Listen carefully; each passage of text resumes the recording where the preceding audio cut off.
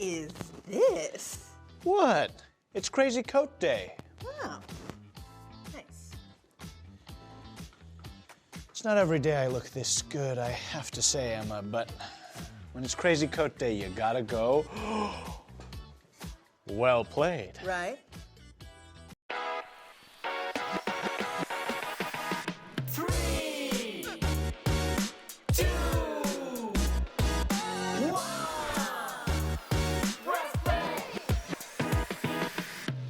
Hi, welcome to Press Play. I'm Emma. And I'm Jay. Last time we pressed play, Emma and I had the chance to live out a dream of hosting and co-hosting a late-night talk show. Right? It was so cool. Our guest was Billy the Brobot, who calculated good and bad by what was bra and unbra. I thought he was very professional in helping us understand the story of Joseph, or as I like to call him, Broseph. Stop, please. Anyway, I think it would be cool to talk to Joseph himself. It would be so fun to see that fancy coat that his dad made for him. Do you think it looked like this? Maybe, but I bet it looked like this. I think it looked more like this one. Well, I guess there's only one way to solve this. Crazy Coat Catwalk!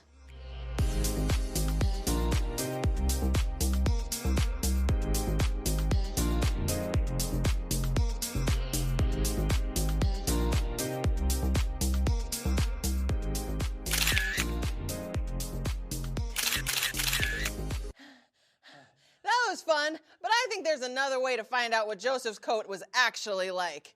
You thinking what I am? Absolutely. Sorry, last one. Thank you. 3, 2, 1, press play!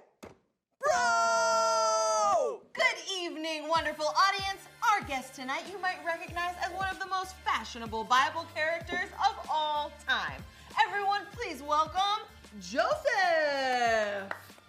I brought gifts. Oh, This is for you. wow. And for you. There you go.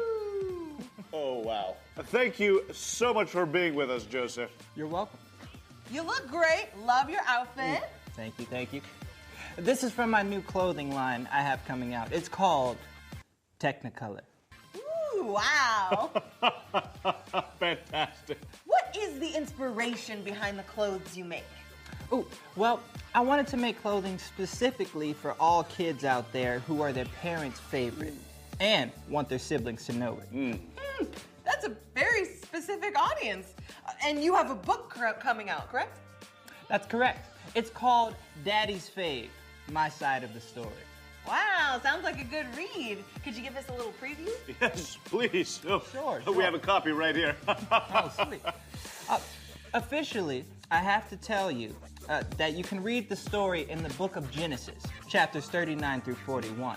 But if you want to pick up my book today, you'll also receive a free Technicolor dream coat of your very own. Wow. Anyway, my story is crazy. After my brothers sold me, I was taken to Egypt where I served a man named Potiphar. Potiphar was one of Pharaoh's officials. Sounds pretty bad, right? Sold into servitude in Egypt by my very own brothers. But I always knew God was watching over me. Because of that, Potiphar loved me. I mean, loved me. So he put me in charge of the whole household. But then, something bad happened. Oh. Potiphar's wife started liking me a little too much. I turned her down, and oh boy, she did not like that. So she got so upset, she told her husband a lie about me liking her too much. Joseph. Potiphar believed her, and I got thrown in jail. Seems pretty bad, right? But God was watching over me. That kind of becomes the theme of the book. That and super dope clothing, of course. Of course. Because God was watching over me, I was put in charge of all that went on in prison. Can you believe it? Wow. Then one day, both the cupbearer and the baker for the Pharaoh got thrown into the same prison I was. And on the same night, both had crazy dreams. They both wanted to know what their dreams meant, and it just so happens that I can interpret their dreams. That's true. Unbelievable. It's unbelievable. You better believe it. Oh. So I told them both what their dreams meant. For the cupbearer, it was all good. I mean, all good. He was gonna get his job back. For the baker, not so much. I won't get into it, but let's just say he baked his last batch of blueberry muffins, if you know what I mean. Oh, sounds delicious. Jay, insensitive. Oh, I'm sorry. It's okay. Unfortunately, the cupbearer forgot me until Pharaoh himself had dreams that needed to be interpreted. Then the cupbearer remembered me, and I was brought to the Pharaoh. I made sure to tell him that it wasn't because of me that I knew what his dreams meant. It was because of God.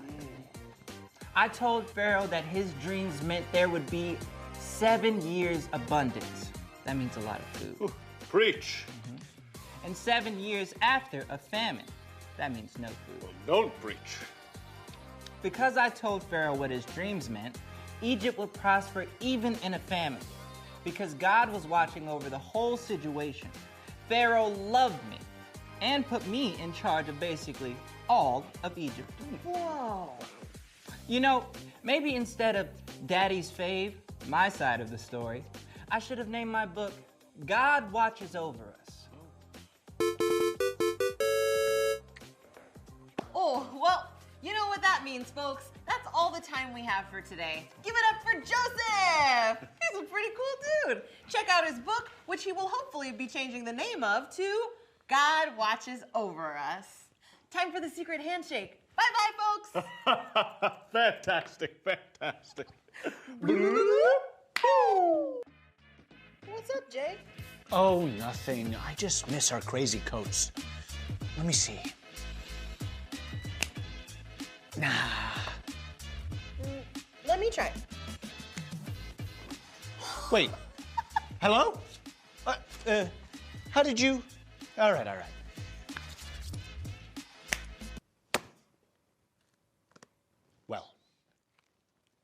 Well, friends, Jay and I got to live out our dream again today of being host and co-host of a late night talk show. We had Joseph as our guest, and he told us all about how God watched over him, just like God watches over us. Jay, you know what time it is?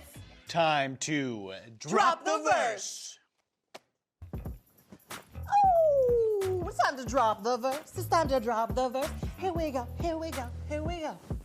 By day, the Lord directs his love. At night, his song is with me. Psalm 42:8. Psalm 42:8. What? By day, the Lord directs his love. At night, his song is with me. Psalm 42:8. Psalm 42:8. By day, the Lord directs his love. At night, his song is with me. Psalm 42:8. Psalm 42:8.